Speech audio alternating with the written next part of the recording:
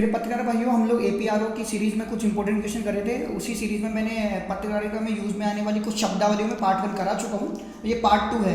पहला शब्द है एडवांस। एडवांस का मतलब होता है, ये वो शब्द है जो हम जर्नलिस्ट में यूज़ में लेते हैं। एडवांस का मतलब होता है अग्रिम बैठक और धरना से संबंधित विषयों और मुद्दों वाली एक रिपोर्ट। फिर इसके बाद है एंसिडेंटल लीड। इसका मतलब होता है अखबार की वह कहानी जो हास्य या दिलचस्प घटना का प्रतिनिधित्व करती है। लीड मतलब वो उसको लीड करती है, प्रतिनिधित्व करती है, ठीक है ना।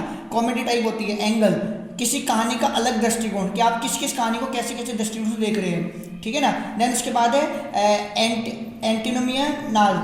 यह कोई नियम नहीं पहचानता है, मतलब इसके अकॉर्डिंग कोई रूल्स नहीं चलता है।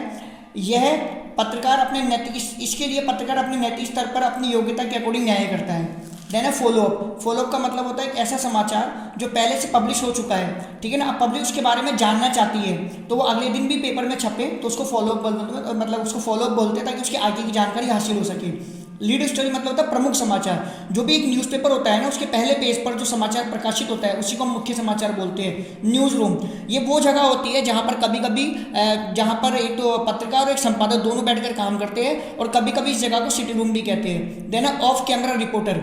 इसका मतलब होता है जो टीवी के लिए समाचार इकट्ठा करता है लेकिन प्रसारण के लिए नहीं होता है। टीवी के लिए तो करता है लेकिन वो प्रसारण के लिए नहीं होता है। देन ओपन एंडेड क्वेश्चन, खुले प्रश्न। प्रश्न जो उत्तरदाता को जवाब में कुछ भी कहने में छूट देता हो। उदाहरण के लिए कि आप राजनीति में कैसे शामिल हो गए, जैसे आप एक प्रश्न पूछेंगे तो आपको उसका पूरा बैकग्राउंड बताना शुरू कर देगा। देन उसके बाद है पेयोला। पत्रकारों से एहसान की उम्मीद में दिए गए पैसे या उपहार, ठीक है ना। भाई आप लोग चाहते हैं कि किसी ने कोई गलत काम किया और किसी पत्रकार को पता है और वो उसको पब्लिश कराना चाहता है तो आप लोग उसकी क्या करेंगे, पैसे देंगे ताकि वो आपके बारे में कुछ पेपर में छापे नहीं।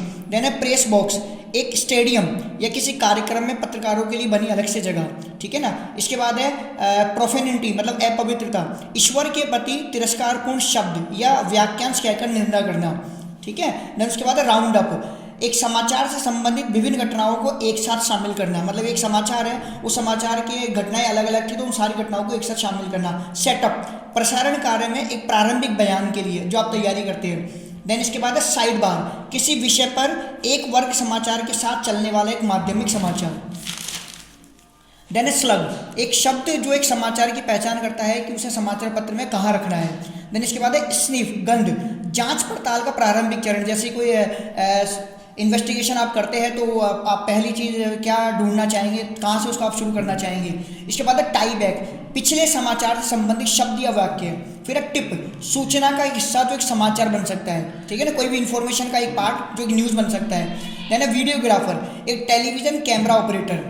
इसके बाद है रैपअप। रैपअप का मतलब होता है रैपअप, WRAPUP, किसी कार्यक्रम में कमेंट्री प्रसारण को मजबूत अंत देने के लिए प्रसारण की टेप सेगमेंट, इसको हम रैपअप बोलते हैं। तो ये कुछ पार्ट 2 है शब्दावली के, ठीक है ना। इसके अलावा हम एक चीज़ और कर लेते हैं, कुछ ये न्यूज़ चैनल्स हैं, ठीक है ना। यहाँ से भी मे भी कोई क्वेश्चन बन सकता है आप लोगों का। नेशनल एंड रीजनल चैनल्स, ये कुछ सारे तो नहीं करने, मैंने कुछ इंपॉर्टेंट टिक कर रखे हैं, हम वो डिस्कस करेंगे। जैसे बात करते हैं पहले दूरदर्शन का, DD नेशनल। 15 सितंबर 1959 में DD नेशनल दूरदर्शन शुरू हुआ था भारत में। देन 1994 में DD राजस्थान शुरू हुआ था। देन 14 मार्च 1995 में DD इंडिया हुआ था। 18 मार्च 1998 में DD स्पोर्ट्स हुआ था। 26 जनवरी 2002 को DD भारती हुआ था। ये कुछ इंपॉर्टेंट न्यूज़ चैनल्स है। ऐसे 26 मई 2015 को DD किसान चैनल शुरू हुआ था, ठीक है ना। ऐसे 23 जुलाई 1927 की बात करें तो IBC, इंडियन ब्रॉडकास्टिंग कंपनी, ठीक है ना।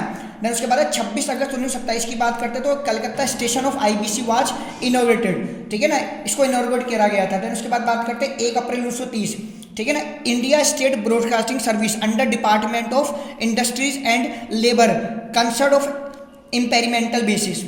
देन उसके बाद बात करते हैं हम 30 अगस्त 1935 की, तो यहाँ पर लीनियर फिल्डन थे जो फर्स्ट कंट्रोलर थे, किसके, ब्रॉडकास्टिंग ऑफ इंडिया के। Lionel Fielden first controller broadcasting of India.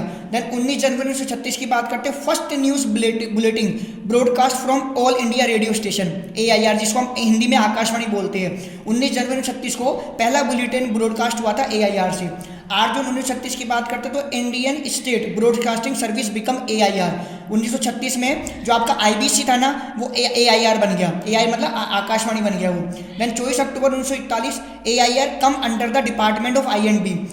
मतलब आपका ये INB डिपार्टमेंट के अंडर में आ गया। आप लोग INB की फुल फॉर्म देख लेना, मुझे अभी याद नहीं आ रही है क्या है, ठीक है बच्चों। देन ए का बात करते हैं 21 जुलाई 1969 की, यहाँ पर Yuvavani service start from Delhi, ये युवावाणी सर्विस शुरू हुई थी दिल्ली से शुरू हुई थी, ठीक है। तो ये कुछ इंपॉर्टेंट न्यूज़ चैनल थे जो आप लोग थोड़ा सा ध्यान रख लीजिएगा। आई होप आप लोगों को वीडियो पसंद आया होगा, तो प्लीज़ मेरे चैनल को लाइक करें और सब्सक्राइब करें।